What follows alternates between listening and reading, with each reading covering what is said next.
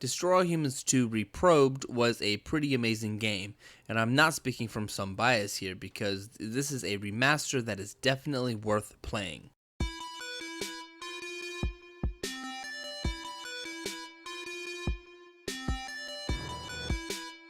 Upon popping this bad boy up into your PlayStation 5 system, you take up the role as Cryptosporidium 138, a clone of Cryptosporidium 137. Yeah, you get the numbers here.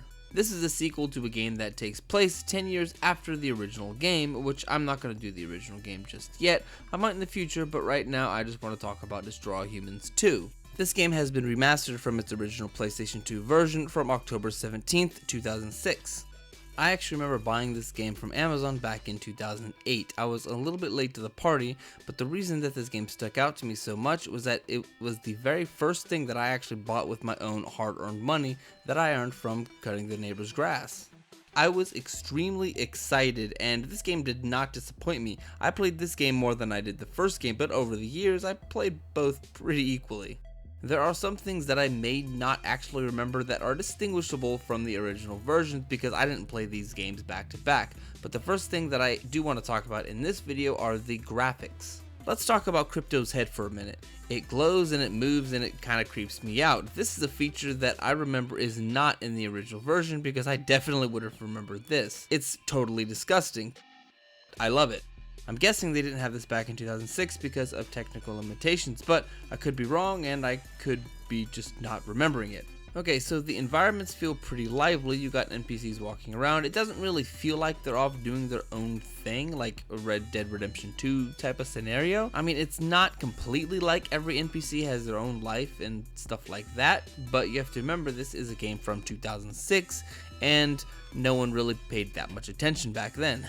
Especially in a game where the only concept is to either disguise yourself or destroy all humans. The people do look a little bit cartoony, but that's just the design the developers Pandemic Studios decided to put in. It kind of has a design almost like Fortnite, but even more cartoony than that. Kind of like Elmer Fudd. The cities you invade as Crypto were beautifully designed as well. The draw distance and the background beyond the boundaries of the map made the game feel bigger than it actually was. And also, I really enjoyed the way that it looked when you disintegrated a human being. It looks pretty cool. I know it's pretty demented, but it looked pretty awesome, I can't even lie.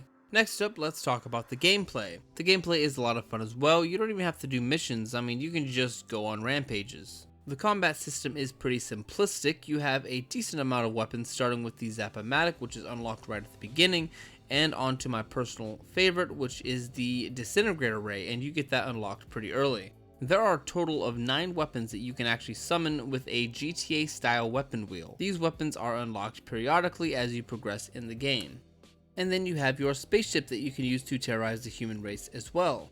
There are a lot of funny moments that I do want to take note of that I have came across while I was playing this game. I believe that they might have fell under the line of gameplay. The first thing that you can take note is that every time you die, there is some sort of a newspaper cover-up story that is pretty detailed. But this also happens if you pass a mission as well, not just if you die.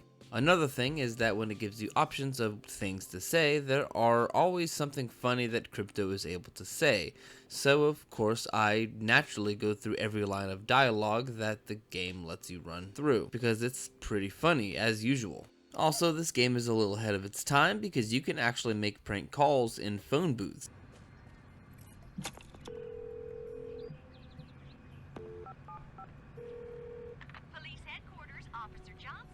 I'm looking for Mr. Jazz, first name Hugh. Please call back with an original joke, sir. This also works if you body snatch a police officer, and you can basically call off your wanted level. That is if you perform a clean snatch. Police dispatch, is this an emergency? All clear. Roger that. Stand down. Which also brings me to another funny topic. If you body snatch someone and nobody sees you, then there will be a little message at the top of the screen that says, clean snatch. Sometimes I really think Rockstar created this game. I'm just gonna let you guys think about why that's funny. Moving on, there are also 5 maps you can unlock. One is in America, the UK, Japan, Russia, and of course, the moon. Can't have an alien game without going to the moon at least once. You unlock each of these maps as you progress through the story. Within each of these locations, there are also jobs you can perform to earn some extra income so that you can upgrade all your stuff. You know, weapons, health, flying saucers, stuff like that. Now, each odd job and Cult of Arkvoodle can be pretty repetitive, but the game varies things up by giving you bonuses that you can carry out as a secondary task. It basically gives you incentives for using some sort of ability or carrying out a mission in a specific way. But of course, it's all completely optional, but it definitely is a nice welcomed addition that keeps everything from being too boring. And of course, let's not forget the Cult of Arkvoodle missions, which are basically odd jobs that you are pretty much starting a cult from your alien god. They're a bit weird missions, but they're fun, and they give you more Furotech if you complete them. And Furotech, if you're wondering, is the currency in this game. More about that in just a minute. Also, in the saucer, on top of selecting your maps, you can also upgrade your weapons in the Poxmart. On the bottom right of your screen, you will see how much Furotech you have. Furotech is currency from each time you pass a job or a main story mission. And like I said, you pretty much upgrade everything right on this screen. And I would advise you to upgrade often because it will make everything so much easier as you progress through the story. And of course, the best way to do that is do all the odd jobs first before you go into the story missions. Odd jobs give you extra currency that you will need. Obviously, you do make some of this currency through each story mission as well, but it's easier to get this stuff first and faster. So if there's an odd job on your screen or Cult of Arkvoodle, I suggest doing those missions before you proceed with the main story, just so that you can get some currency before you proceed to something that's going to be difficult. But I do have one tip for you, and you will definitely thank me later for this. When you get to the point where you can upgrade your anti-blisk capabilities, I would upgrade that as soon as you can. Like, literally do the anti-blisk first, no matter what.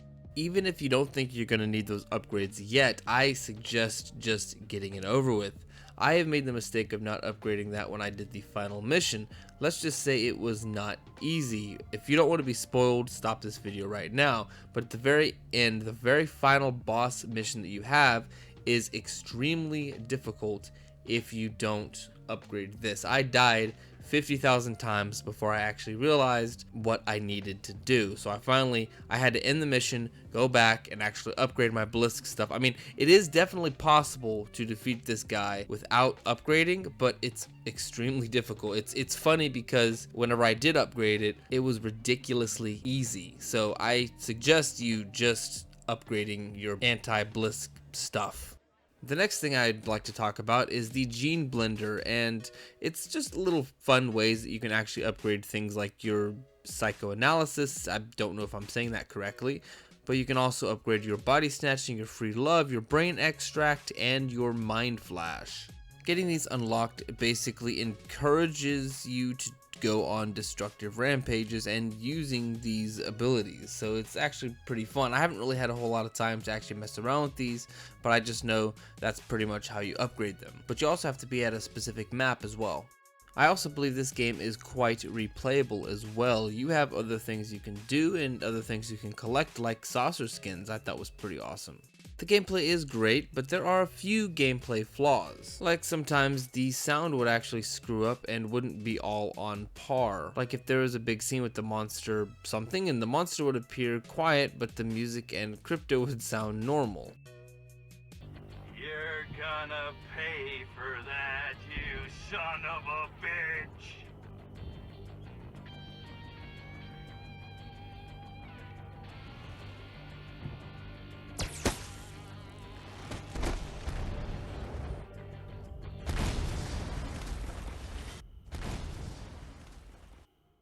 And sometimes it would just sound downright weird. And there are also some moments where the game will just kind of glitch out and sometimes even crash. I'm not really sure why this happened, but it happened to me a couple times.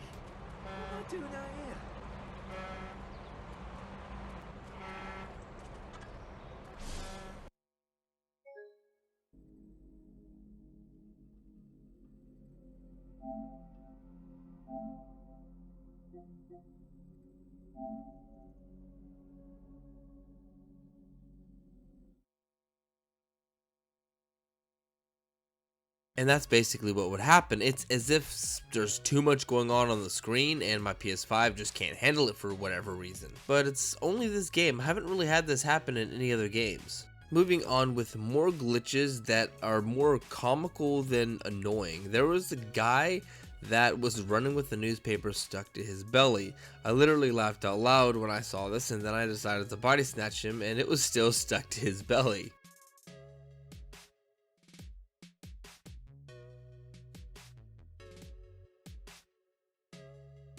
Another thing that has happened to me that's just more of an annoyance is sometimes when you're locking onto something to move with your psychokinetic powers, the game likes to lock onto other things instead of what you're trying to actually lock onto.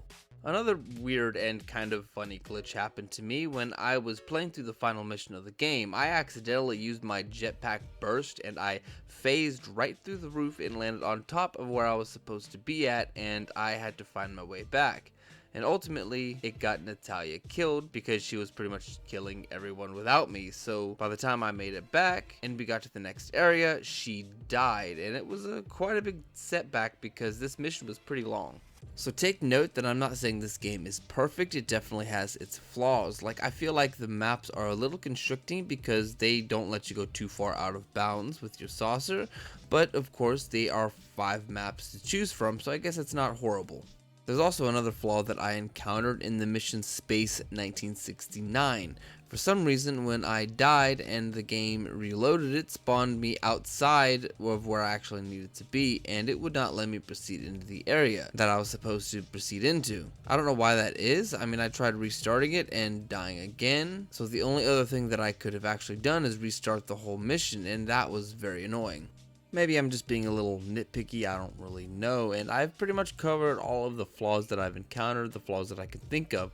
Now I want to move on into more of the positives. Truthfully, besides all the little nitpicks that I have, everything about this game is a lot of fun, and yes, it's got flaws as I've explained, but every game has flaws. And this is a game that originally came out in 2006, and they have remastered it, and this is a remaster that kept the essence of the original game, while improving on some aspects like the controls and the handling and just the way that the game feels. For the way the game looks, graphically, it looks like it could still be a game that comes out in 2006, but as far as the buttons, the controls, it feels like it could have came out present day. I mean, it's kind of weird the way that I explain that, but you know, like I said, I mean, it kind of looks as though it could be a 2006 game, but it feels like a game that came out today. This is a game that is still worth playing, even if you go and dust off your old PlayStation 2 system and pop this bad boy in. If it still works, it still holds up. And there is still quite a bit you can do even after completing the main story, which is the next thing that I want to talk about, the story of the game. If you want to play this game without spoilers, stop the video right here. This is your spoiler warning, and it's okay, I won't be mad if you only watch half the video. So, again, this is your spoiler warning. If you are still here, thank you. So this story takes place 10 years after the first game, and Crypto is disguised himself as the President of the United States. President Biden? Anyways, KGB agents blow up Pox's mothership, and Pox was Crypto's commanding officer in the first game, and he sounds strangely familiar. Crypto! The mothership has somehow been destroyed! And I've been blown to smithereens! Yep, Richard Stephen. He is the same voice actor as Invader Zim, which makes this game even more appealing because Pox literally has the personality of Invader Zim. But anyways, Pox dies and he becomes a holographic projector of his brain. Aliens, man. Shooting back to the very first Destroy All Humans game, you find out that Furons clone themselves. That's why he's called Cryptosporidium 138. The whole reason the Furons originally came to Earth in the first game was because human DNA looks eerily similar to Furon DNA, and they can basically use human DNA to further the Furon race because they are on the brink of extinction. So that's basically the premise and the lowdown of this game. Even after Pox dies, he still basically is leading him because his brain is pretty much on this projector thing. And Crypto's journey basically takes him across the whole world and even to the moon. Of course it does. And he meets this lovely lady, falls in love, and continuously hits on her. What shaking, sexy? And that is basically the whole premise, the whole story, really. I mean, there is a little bit more to it. Like, I didn't give you every single little detail, but the bottom line is you're actually going to try to find Pox a new body, and that's pretty much the whole premise, is kind of just bringing Pox back to life, so to speak. And as you can imagine, nothing ever works out the way things are planned, so you're just going to have to play the game to really see what actually happens in the end. There are a lot of funny moments in this game that I also enjoy, like when Crypto is talking to Reginald, or any British people really, he usually has this little translator translating for him, which is funny to me because it's kind of like the old Austin Powers joke with the translate from British to English subtitles. Listen, Dad, if you are going to talk about naughty things in front of these American girls, then at least speak English. All right, my son. I could have had it away with this cracking Judy, my old China. Are you telling pork pies in a bag of trout? Because if you are feeling quickly, why not just have a J. Arthur? What, Billy? No, mates. Too right, youth. Don't you remember the Crimbo Din Din we had with the grotty Scotch bin? Oh, the one that was all 6s and 7s. Yeah, she was a travelling striper. The Morris dancer lived up the apples and pears. Yeah, she was the barrister that became a bobby in a lorry, and they gave her with a Gatling gun in the bottom of St. Regis tea kettle. Yes. And then she shat on a turtle. Oh. Shat on a turtle. Anyways, there's also some pretty funny fourth wall breaking jokes as well, as if Crypto knows that he is part of a video game. So, modern art, huh? Jackson Pollock pees on a canvas and sells it for 50 grand. I don't get it. Ha! Oh, you're serious? Well, I suppose it takes something of an educated eye to make sense of it. Educated eye? What a crock! I don't need a master's in art history to know what I like. No, of course not. But as modern art has become more abstracted, it helps to understand the conceptual framework the artist had in mind. You realize the player's in the kitchen making nachos at this point, right? Well, you did that whole Blue Rider thing in the first game. I just thought perhaps... I know. Lead Balloon City. What are you gonna do? Both of them actually jumped on that wagon. But the funniest joke that I've ever heard is what Pox says about this monster. So, you want me to hunt down this monstrosity and put it out of its misery? Actually, I want you to read its mind and intuit the source of its cognitive dissonance, so we can get it some help and over time teach it confidence and self-esteem. You gotta be kidding me. Of course I am, you mutation! Now go kill that thing! Gets me every time. But also, there's even a part of the story where the developers throw in a little moon landing conspiracy. There's a mission, and it's called Space 1969, where you are, as Crypto, protecting the moon landing. You have to protect Neil Armstrong and Buzz Aldrin from finding out there is life on the moon. Well, there's not really life, just a space station. So, well, yeah, there's life on the moon, but it's a space station created by humans. That's what I'm trying to say. So you're basically, supposedly in 1969 was the first time humans were ever on the moon. But obviously in this game, that was false because there are literally people living on the moon. Mainly for scientific research. They're not like actually living on the moon, but I think I've talked about this way too much. Here's a clip that you'll probably enjoy.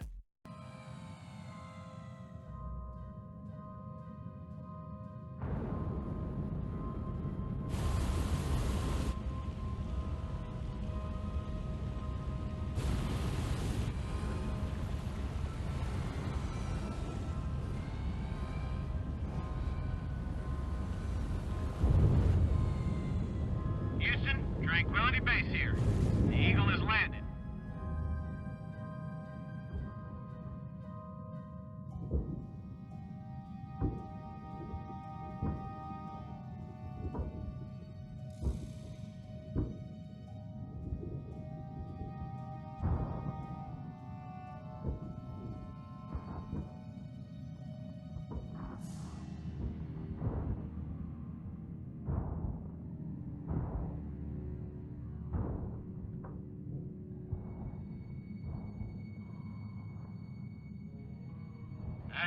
small step for man, one giant leap for mankind.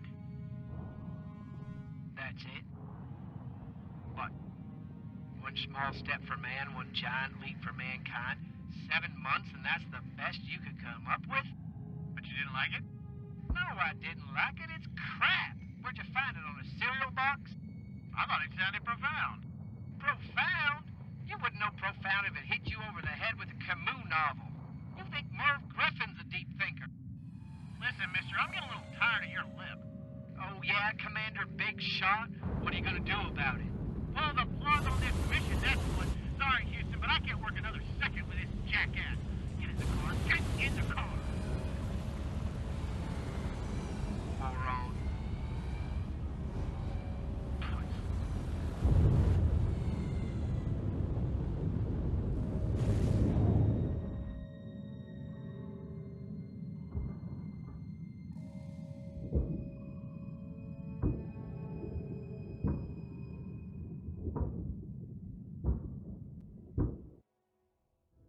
Conspiracy, and they sound like an old married couple. And I'm sorry, the name of the mission was actually Destination Moon, not Space 1969. Sorry, I got the mission names mixed up, and I didn't realize until it was already too late, so yeah, sorry.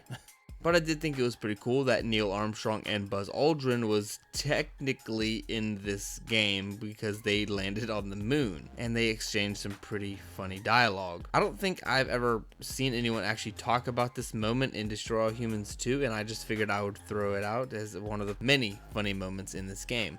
So yeah, it looks like I covered the majority of this game, and as far as content, it doesn't look like they ever even removed any like anti-woke jokes or anything like that, because believe me, some of the stuff that he would say to Natalia would most definitely get him into trouble today, and that's what makes this game so great.